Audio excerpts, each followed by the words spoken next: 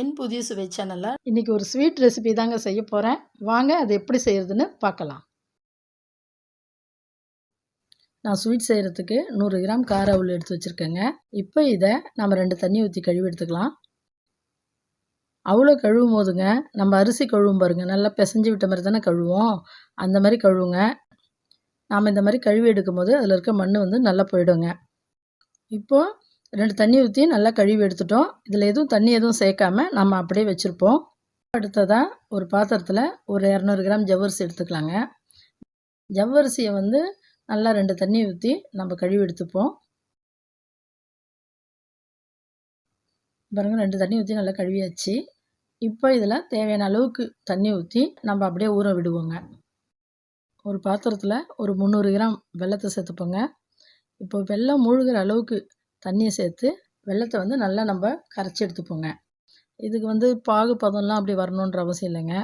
வெல்லத்தில் எப்போவுமே நமக்கு மண் இருக்குன்னு தெரியும். அதனால் நம்ம இந்த மாதிரி கரைச்சி எடுத்தோம்னா வெல்லத்தில் இருக்கிற மண்ணெல்லாம் நமக்கு நின்றுடுங்க வடிகட்டும் போது. இது பாருங்க, நல்லா வெல்லம் கரைஞ்சிடுச்சு.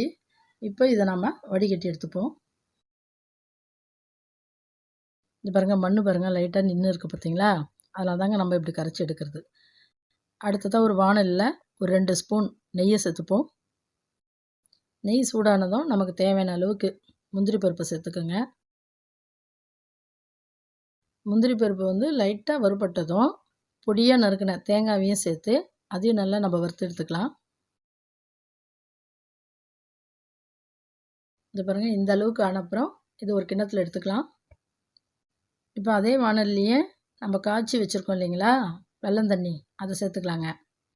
இந்த வெல்லம் தண்ணியில் நம்ம ஊற வச்சு வச்சுருக்கோம் பாருங்கள் ஜவ்வரிசியை, இப்போ அதையும் எடுத்து அதில் சேர்த்துக்க வேண்டியது தான். இப்போ ஜவ்வரிசி சேர்த்த உடனே ஒரு முறை நல்லா கிளறி விட்டுப்போங்க. இப்போ இந்த வெல்லம் தண்ணியிலேயே ஜவ்வரிசி நல்லா ஒரு 10 நிமிஷத்துக்கு நல்லா வேகட்டங்க. 10 நிமிஷன்றது 10லேருந்து 15 நிமிஷம் வரையும் கூட நல்லா வேகட்டங்க. இது பாருங்கள், ஜவ்வரிசி நல்லா வெந்துடுச்சு பாருங்கள், உங்களுக்கு பார்க்கும்போதே தெரியுது பார்த்தீங்களா? இப்போ இதில் நம்ம ஊற வச்சு தண்ணி இருத்து வச்சுருக்கோம் இல்லைங்களா அவ்வளோ, அதை இப்போ இதில் சேர்த்துப்போம். சேர்த்ததுக்கப்புறம் ஒரு 2 ஸ்பூனுக்கு நெய் திரும்பவும் சேர்த்துக்கோங்க. நல்லா கிளறி விடுங்க. இதில் ஒரு விஷயம் சொல்லணும்னு நினைக்கிறேங்க. இப்போ நான் அவுளை முதல்லையே கழுவி வடிகட்டி வச்சுருந்தேன் இல்லைங்களா, அதனால் அவுள் நல்லா ஊறி இருக்கும். உங்களுக்கு ஸ்வீட் சாப்பிடும்போது அவுளை நல்லா மென்று சாப்பிட்ற மாதிரி தோணுச்சுன்னு வச்சுக்கோங்க, இந்த நேரத்தில் கூட அவுளை கழுவி சேர்த்துக்கலாங்க. அதுவும் சாப்பிட நல்லா இருக்குங்க. கிளறி விட்டதுக்கப்புறம் ஒரு நிமிஷத்துக்கு அப்படியே விடுவோம். இப்போது திருப்பி கிளறுவோங்க. ஏன்னா அப்படியே கொஞ்சம் விட்டாலும் கொஞ்சம் அடி பிடிக்கிற மாதிரி ஆகக்கூடாது இல்லைங்களா?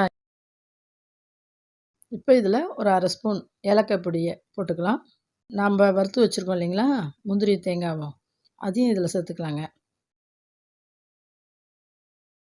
இப்போ இதை கைவிடாமல் நல்லா கிளறி கொடுத்துட்டே இருப்போங்க. இது நல்லா கொஞ்சம் நல்லா கெட்டி தன்மையாக வரணும்.